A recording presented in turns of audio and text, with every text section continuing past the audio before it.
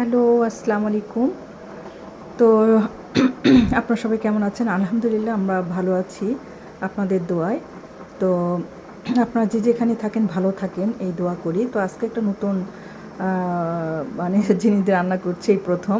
এই দেখেন ডিম, হ্যাঁ? এই যে ডিম দিয়ে আপনার মসুরের ডাল।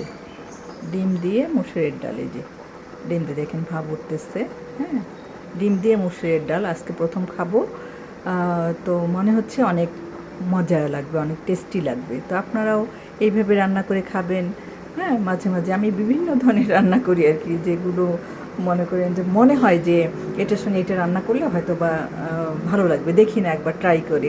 হ্যাঁ, তো যাই হোক, এই প্রথম আমি মুসুরের ডাল দিয়ে ডিম দিয়ে ভুনা করছি।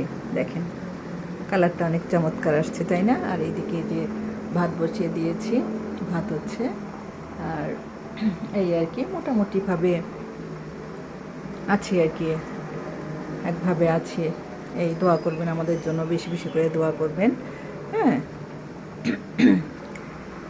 তো দেখেন এই যে রান্না, এই যে দেখেন ভাব উঠতেছে, কত ভালো লাগছে তাই না? মনে হচ্ছে যে খাই, তাই না? আপনারা এইভাবে রান্না করে খাবেন, দেখবেন অনেক মজা লাগবে, ঠিক আছে?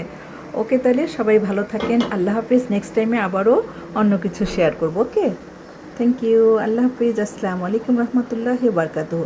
যে যেখানে থাকেন ভালো থাকেন। একটা like please, share please, subscribe please. Okay, বেশি বেশি করে সাবস্ক্রাইব করবেন। Okay, thank you. ভালো থাকবেন। আল্লাহ হাফিজ। যে যেখানে থাকেন ভালো থাকেন, এই দোয়া করি।